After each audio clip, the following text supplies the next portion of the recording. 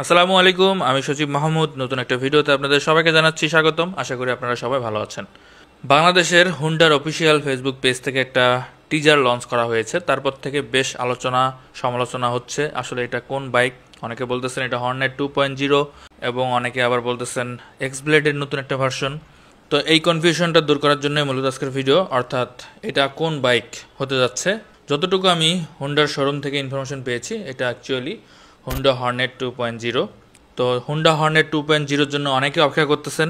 তো Honda Hornet 2.0 কবে launch হচ্ছে, এই বাইকটার কেমন দামে আসতেছে, যেটা সবচেয়ে বড় ইম্পর্টেন্ট বিষয়, সেটা জানাবো। পাশাপাশি বাইকটার ব্যাপারে সংক্ষেপে আপনাদেরকে ধারণা দেওয়ার চেষ্টা করব।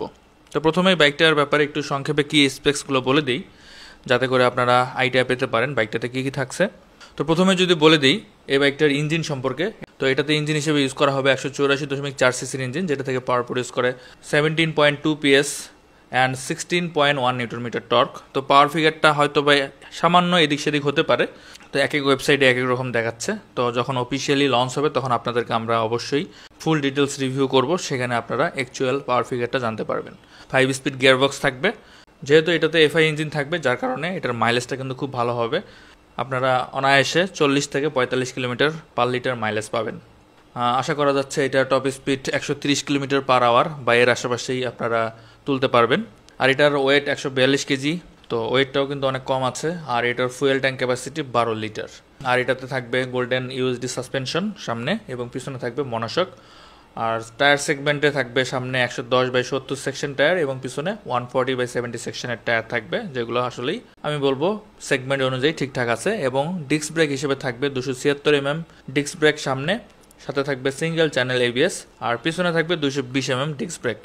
আর হেডলাইট হিসেবে থাকবে ফুল এলইডি হেডলাইট, ইন্ডিকেটর এবং টেল লাইট সেগুলোও এলইডি থাকবে, অর্থাৎ সব কিছুই ফুল এলইডি থাকবে। আর মিটারটা থাকবে ফুল ডিজিটাল, যেখানে আপনারা গিয়ার ইন্ডিকেটর সহ যাবতীয় ইনফরমেশন পাবেন। তো সংক্ষেপে বাইকটার ব্যাপারে আপনাদেরকে জানানোর চেষ্টা করলাম। যখন বাইকটা বাংলাদেশে আসবে তখন ইনশাল্লাহ আপনাদেরকে ডিটেলস ইনফরমেশন দিব, সেই জন্য চ্যানেলটা সাবস্ক্রাইব করে রাখতে পারেন। আর এখন বলে দেই আসলে কবে নাগাদ বাইকটা আসতেছে।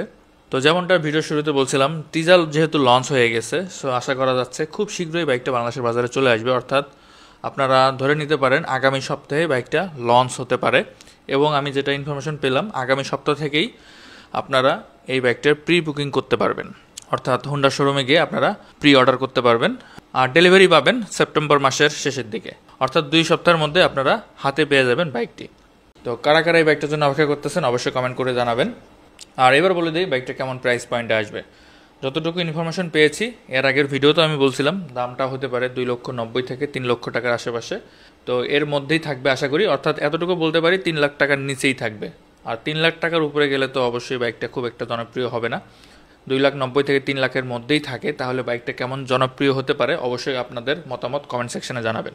তো আজকের ভিডিওটা এই পর্যন্তই। সবাই ভালো থাকবেন, সুস্থ থাকবেন, আর অবশ্যই ট্রাফিক আইন মেনে চলবেন। আল্লাহ হাফেজ।